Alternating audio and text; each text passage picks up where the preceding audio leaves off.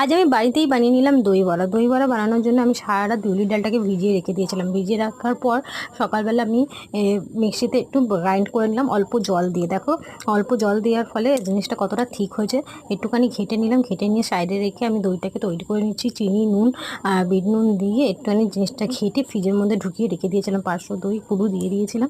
তারপর আমি আবার ফাটিয়ে নিলাম ব্যাটারটাকে ফাটিয়ে নিয়ে একটু আমি চেক করে নিয়েছিলাম বাটিতে জল দিয়ে যে জিনিসটা উপর দিকে উঠে আসে, কারণ যদি উপর দিকে উঠে আসে দেখবে একদম পারফেক্ট ফাটানো হয়। সেটা তেলেতেও আমি চেক করে নিলাম। তারপর একটা একটা করে দিয়ে ভেজে আমি তুলে নিচ্ছিলাম।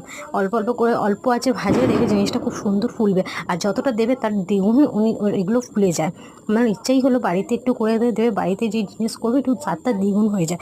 দোকানের মতন পারফেক্ট না হলেও সাইজ একা বেঁকা হতেও পারে, কিন্তু জিনিসটার স্বাদটাই দ্বিগুণ হয়ে যায়। হালকা গরম জলে আমি ওইগুলোকে ভিজিয়ে রেখেছিলাম বড়াগুলোকে, যাতে আরও নরম হয়ে গেছিলো। তারপর বড়াগুলোকে তুলে প্লেটে